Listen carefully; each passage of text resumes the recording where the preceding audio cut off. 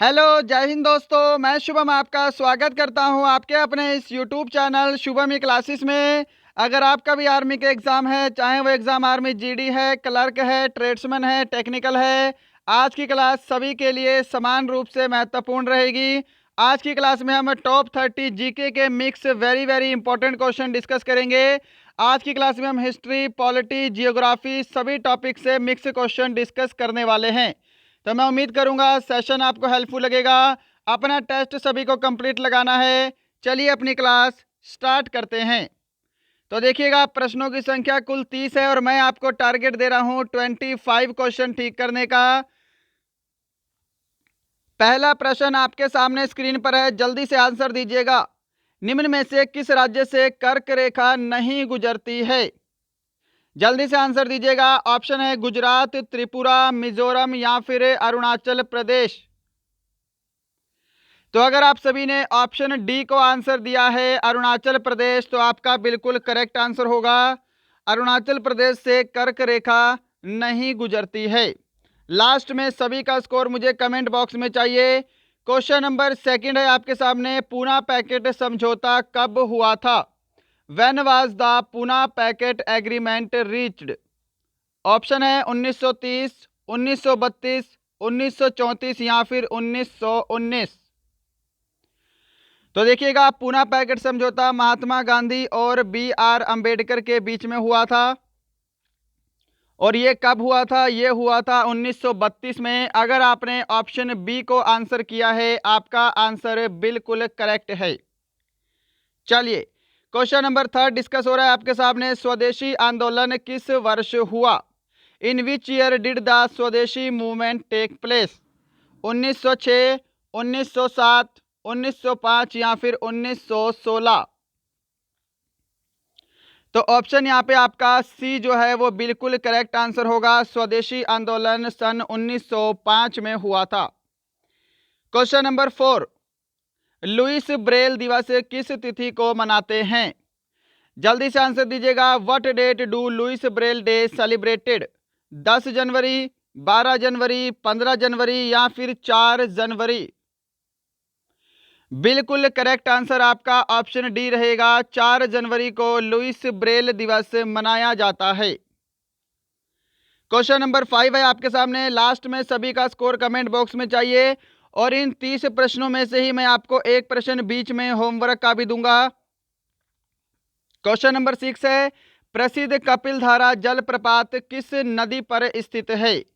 कावेरी नदी, गोदावरी नदी, ताप्ती नदी या फिर नर्मदा नदी? On which river is the famous Kapildhara waterfall? क्या आंसर कर रहे हो? अगर आप सभी ने ऑप्शन डी को आंसर दिया है नर्मदा नदी, तो आपका आंसर जो है ये बिल्कुल करेक्ट होगा। क्वेश्चन नंबर 6 आपके सामने स्क्रीन पर, पैंथेरा टाइग्रिस किसका वैज्ञानिक नाम है? ये वाला क्वेश्चन वेरी वेरी इंपॉर्टेंट है। अगर आप ध्यान से पढ़ोगे तो आप इसका आंसर आसानी से दे पाओगे। भारत का राष्ट्रीय पशु कौन सा है? तो भारत का राष्ट्रीय पशु जो है वो बाघ है, आपको पता होना चाहिए। और बाघ का ही वैज्ञानिक नाम है Panthera tigris. Question number 7, Subhash Chandra Bose ने किस वर्ष फॉरवर्ड ब्लॉक की स्थापना की थी? In which year Forward Bloc was established by Subhash Chandra Bose? 1941, 1939, 1942 या फिर 1940?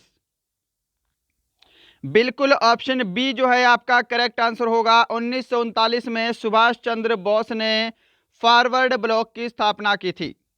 अब फॉरवर्ड ब्लॉक की स्थापना सुभाष चंद्र बोस ने कहां पर की? ये भी एग्जाम में क्वेश्चन बनता है, तो इसका भी आंसर आप मुझे कमेंट बॉक्स में देंगे सेशन कंप्लीट होने के बाद। थोड़ा सा दिमाग आपको भी अपना यूज करना है। क्वेश्चन नंबर 8 आपके सामने है, लोधी वंश का संस्थापक कौन था? Who was the founder of Lodhi dynasty? Option है इब्राहिम लोधी, बहलोल लोधी, सिकंदर लोधी या इनमें से कोई नहीं?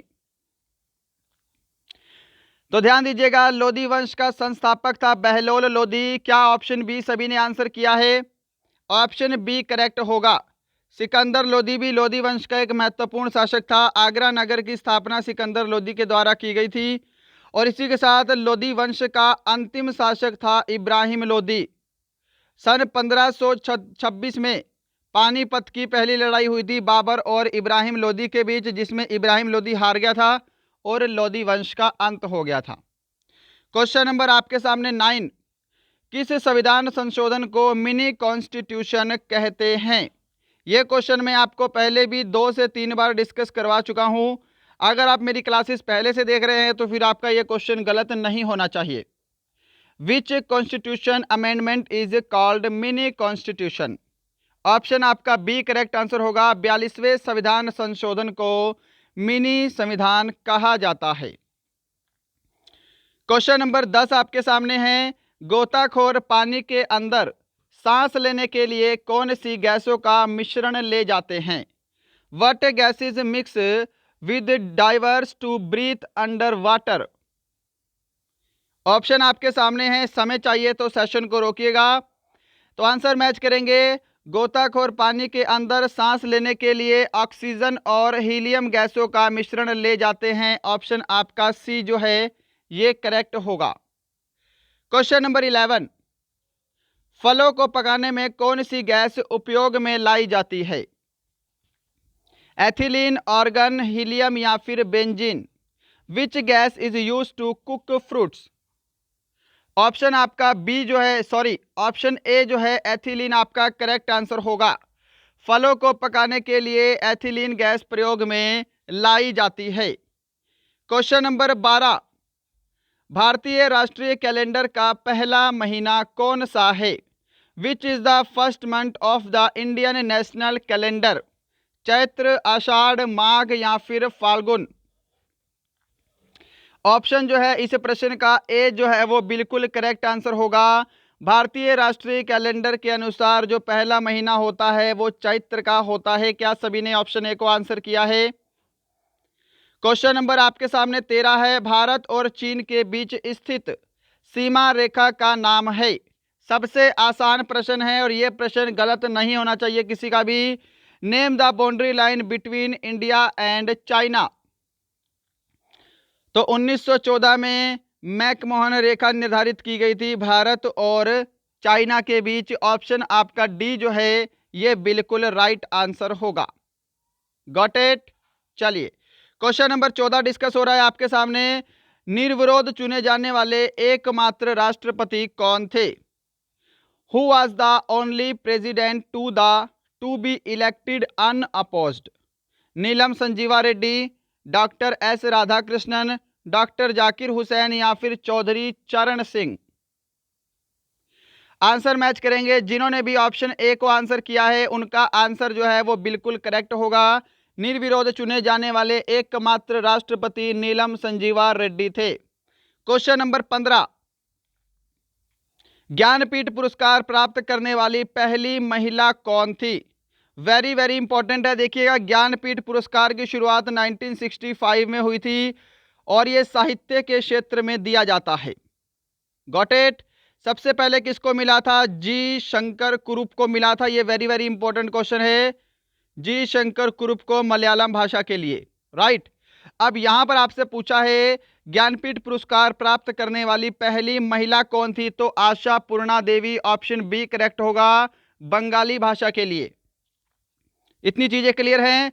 अगर आपसे बोले ज्ञानपीठ पुरस्कार प्राप्त करने वाली पहली हिंदी महिला, यानी कि हिंदी भाषा के लिए किस महिला को ज्ञानपीठ पुरस्कार दिया गया था? तो महादेवी वर्मा आपको आंसर करना है। हिंदी भाषा के लिए उनकी जो कृति थी वो थी यामा। Got it? चलिए, और हिंदी भाषा के लिए पुरुष को दिया गया था सुमित्रा नंदन पंत। क्वेश्चन नंबर आपके सामने 16, तानसेन सम्मान किस राज्य सरकार के द्वारा दिया जाता है? तानसेन सम्मान is given by which state government? Option आपका सी करेक्ट आंसर होगा, मध्य प्रदेश। क्वेश्चन नंबर 17 है सामने स्क्रीन पर। हिमाचल प्रदेश के वर्तमान मुख्यमंत्री कौन हैं? Who is the current chief minister of Himachal Pradesh? Option बोल रहा हूं, त्रिवेंद्र सिंह रावत, अशोक गहलोत, जयराम ठाकुर, भूपेश बघेल। जिन्होंने भी ऑप्शन सी को आंसर दिया है जयराम ठाकुर, उनका बिल्कुल करेक्ट आंसर होगा। और ध्यान रखिएगा, भारत में कौन क्या है, एक टॉपिक है ना, भारत में कौन क्या है वर्तमान में। जैसे राष्ट्रपति कौन है, उपराष्ट्रपति कौन है, थल सेना के अध्यक्ष, वायुसेना के अध्यक्ष, मुख्यमंत्री, राज्यपाल, और भी है जैसे इसरो के अध्यक्ष आपसे पूछ सकता है ना। इस टाइप से जितनी भी एजेंसीज हैं या फिर जितने भी मंत्रिमंडल हैं, ये सभी आपको अच्छे से पता होने चाहिए, क्योंकि ये आपके एग्जाम के लिए वेरी वेरी इंपॉर्टेंट है। राइट, चलो क्वेश्चन नंबर 18 है। बाकी एग्जाम से पहले मैं आपका एक बार कवर जरूर कराऊंगा ये वाला टॉपिक भी, और एक इंपॉर्टेंट टॉपिक है आपका जनजातियां। अगर मेरे से मिस हो जाए तो एक बार कमेंट बॉक्स में याद जरूर दिलाना कि ये वाला टॉपिक करवाना है। क्वेश्चन नंबर 18 है, मुखौटा किस राज्य का प्रमुख लोक नृत्य है? झारखंड, राजस्थान, अरुणाचल प्रदेश, असम। तो मुखौटा जो है यह अरुणाचल प्रदेश का लोक नृत्य है। आपका ऑप्शन सी जो है यह बिल्कुल करेक्ट होगा। मैं उम्मीद करूंगा सभी ने सही आंसर दिया होगा। सेशन कंप्लीट होने के बाद सभी का स्कोर कमेंट बॉक्स में चाहिए ही चाहिए। क्वेश्चन नंबर 19 है, कोलकाता नगर के संस्थापक कौन थे? Who was the founder of Kolkata city? Option Raja Bhoj, Edwin Lutyens, Job Charnock या फिर कुली कुतुब शाह। आंसर मैच करेंगे। अगर आपने ऑप्शन सी को आंसर दिया है जॉब चार्नक, आपका आंसर बिल्कुल करेक्ट होगा। क्वेश्चन नंबर 20 है सामने स्क्रीन पर, महात्मा गांधी ने कांग्रेस के किस एकमात्र अधिवेशन में भाग लिया? क्वेश्चन पहले करवा चुका हूं और आपके एग्जाम में भी कई बार ये क्वेश्चन रिपीट हो चुका है। महात्मा गांधी ने सन 1924 में एकमात्र बेलगाम अधिवेशन में भाग लिया था। ऑप्शन जो है आपका यहाँ पर बी बिल्कुल करेक्ट आंसर होगा। क्वेश्चन नंबर 21 डिस्कस कर रहे हैं, प्रसिद्ध फुटबॉल खिलाड़ी क्रिस्टियानो रोनाल्डो का संबंध किस देश से है? क्वेश्चन वेरी वेरी इंपॉर्टेंट है, सभी का गलत नहीं होना चाहिए, सभी का ये आंसर सही होना चाहिए। Famous football player Cristiano Ronaldo is related to which country?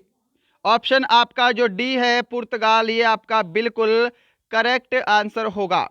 क्या सभी ने ऑप्शन डी को आंसर किया है? चलिए क्वेश्चन नंबर 22 डिस्कस करते हैं आपके सामने। किसी राज्य का मुख्यमंत्री बनने के लिए न्यूनतम उम्र सीमा कितनी है? What is the minimum age limit to become the chief minister of a state? Option सामने हैं, समय चाहिए तो सेशन को रोकिएगा। तो देखिएगा, किसी राज्य का सीएम बनने के लिए या फिर किसी कंट्री का पीएम, किसी कंट्री नहीं, भारत का पीएम बनने के लिए और भारत के किसी राज्य का सीएम बनने के लिए न्यूनतम उम्र सीमा होती है 25 ईयर्स। ऑप्शन आपका सी जो है ये बिल्कुल राइट आंसर होगा। क्या सभी ने ऑप्शन सी को आंसर दिया है?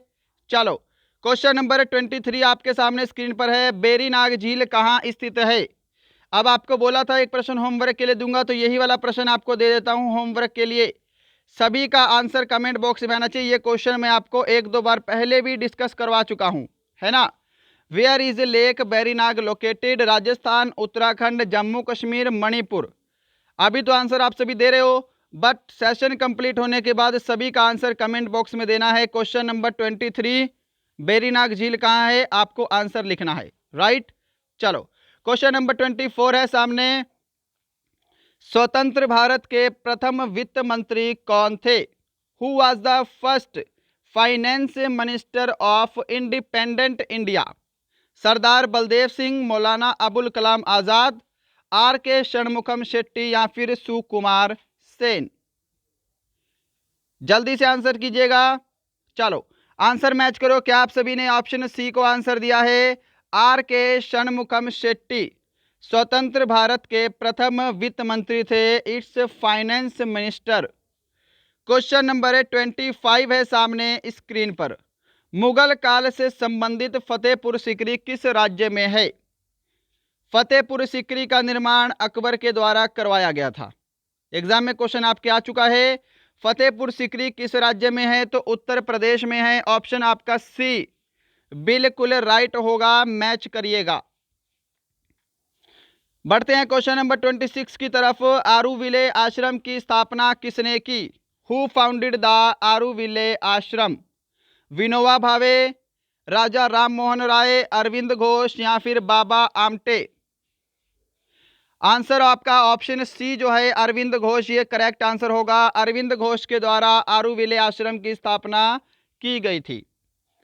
क्वेश्चन नंबर 27 है सामने स्क्रीन पर, और जिन्होंने अभी तक लाइक शेयर एंड सब्सक्राइब नहीं किया जरूर किया करो। सेशन देखते ही अगर आपको पसंद आता है तो लाइक किया करो। देख लो आपके सामने स्टूडेंट कितने सारे लाइव हैं और लाइक का रेशियो देख लो कितना है। कम से कम लाइक तो किया करो हमारा हौसला बढ़ाने के लिए। क्वेश्चन नंबर 27 है मनसबदारी प्रथा का प्रारंभ किस मुगल बादशाह ने किया? Which Mughal emperor started the mansabdari system? Babur, Akbar, Jahangir, Shah Jahan. Option आपका बी जो है ये बिल्कुल करेक्ट होगा। अकबर के द्वारा मनसबदारी प्रथा शुरू की गई थी। जिन्होंने ऑप्शन बी को आंसर दिया है उनका आंसर करेक्ट है। क्वेश्चन नंबर 28 है सामने स्क्रीन पर, निम्न में से कौन रूसी क्रांति के जनक थे? Which of the following were the fathers of Russian revolution? Stalin, Lenin, Hitler या फिर बिस्मार्क? रूसी क्रांति के जनक थे लेनिन। आपका ऑप्शन बी जो है ये करेक्ट आंसर होगा। क्या सभी ने ऑप्शन बी को आंसर किया है? चलिए क्वेश्चन नंबर 29 है सामने स्क्रीन पर, महाप्रयाण घाट किससे संबंधित समाधि स्थल है? जवाहरलाल नेहरू, चौधरी चरण सिंह, शंकर दयाल शर्मा या फिर डॉक्टर राजेंद्र प्रसाद? महाप्रयाण घाट आंसर आपका यहाँ पर ऑप्शन डी करेक्ट होगा। डॉक्टर राजेंद्र प्रसाद भारत के प्रथम राष्ट्रपति, इनका समाधि स्थल है। क्वेश्चन नंबर 30 है और आज का लास्ट क्वेश्चन है, नंद वंश का अंतिम सम्राट कौन था? Who was the last emperor of Nanda dynasty? Mahapadma Nanda, Dayanand, Ghananand या फिर सिद्धार्थ बर्मन नंद? आंसर मैच करेंगे। जिन्होंने भी ऑप्शन सी को आंसर दिया है घनानंद, उनका आंसर जो है वो बिल्कुल करेक्ट है। घनानंद जो है यह चंद्रगुप्त मौर्य के द्वारा पराजित हो गया था और ये घनानंद का अंतिम सम्राट था। जिन्होंने ऑप्शन सी को आंसर दिया है उनका राइट है। तो दोस्तों यहाँ पे आपके टॉप 30 क्वेश्चन कंप्लीट होते हैं। बताइएगा आज का सेशन आपको कैसा लगा, आज के क्वेश्चन की क्वालिटी आपको कैसी लगी। 30 में से आपका स्कोर, एक्चुअली आपको 29 में से स्कोर बताना है। 29 में से आपका स्कोर कितना है? एक प्रश्न मैंने आपको होमवर्क का दिया है, उसका आंसर भी आपको देना है। मिलते हैं कल किसी और अच्छे टॉपिक के साथ। तब तक के लिए जय हिंद, जय भारत।